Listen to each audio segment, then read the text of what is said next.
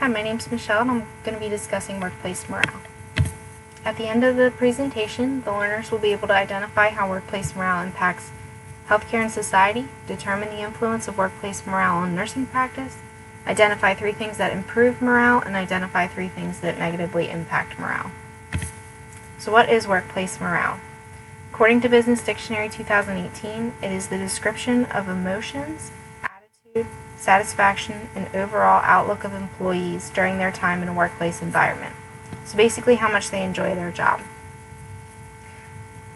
The second definition you can see there is enjoyment in the workplace is an influential aspect found to boost workplace morale and job satisfaction, leading to higher work retention, which is important in nursing given the availability of nurses in the workforce.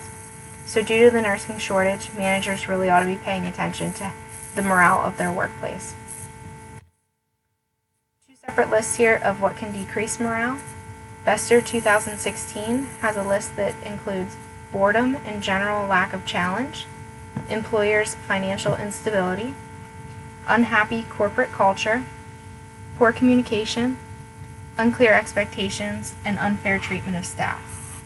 The Social Workplace in 2015 has a list that includes managers that treat their employees poorly, moving the goalpost, unclear expectations, lack of communication, not feeling recognized for hard work, no clear employee development, an unreasonable workload, inappropriate compensation levels, and high turnover rates.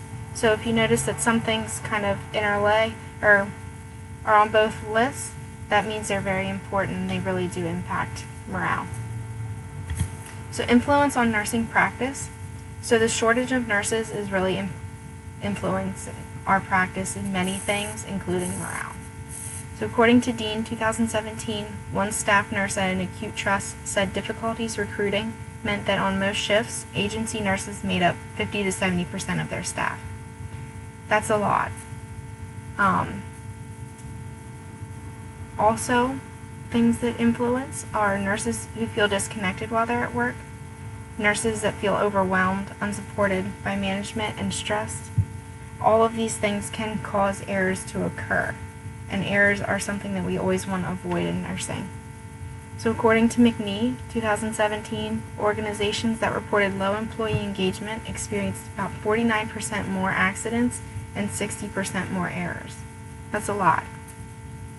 According to Dean in 2017, survey results show that more than half of the nurses said that only sometimes or never they had time to deliver safe care, which is definitely an issue. We should always be able to deliver safe care for our patients. Impact on society includes pretty much that whenever nurses are impacted by something, society is going to be impacted as well. They're going to feel that issue. Members of society will know when staff is disengaged during their hospitalization or during their interactions, and they'll be able to tell when they're having a bad day or when things just aren't happy for them. Society will also be affected by increased healthcare costs. So if a business isn't running well, costs are up, and that's going to directly impact society. According to Bester in 2016, issues causing dissatisfaction among the employees are more often than not overlooked, generally at the expense of productivity and ultimately at a great cost to the success of the business. So in this case, the business would be the hospital, and if their employees aren't happy, it's costing them money. Impact on healthcare is high turnover rate, financial implications, decrease in patient safety, and decrease in patient satisfaction. According to McNee in 2017, the Center for American Progress estimates that replacing a single employee costs approximately 20% of their annual salary. In addition, organizations will need to bear the costs associated with the recruitment and training of their replacement and will face a loss in knowledge and expertise that will take time to remedy. So every time we have a new employee, it's costing the hospital money. How can we improve morale?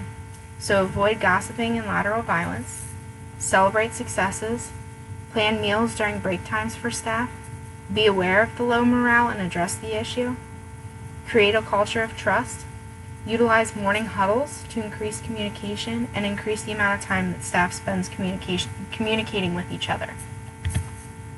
So in summary here, if we're not able to increase workplace morale, the nursing shortage is going to continue to severely impact us. At my hospital, I personally sit on a committee for patient and staff satisfaction, and we're looking at ways to try to improve morale. I hope this presentation was able to help you think of some ways that you can help so that this stuff doesn't impact our patients anymore.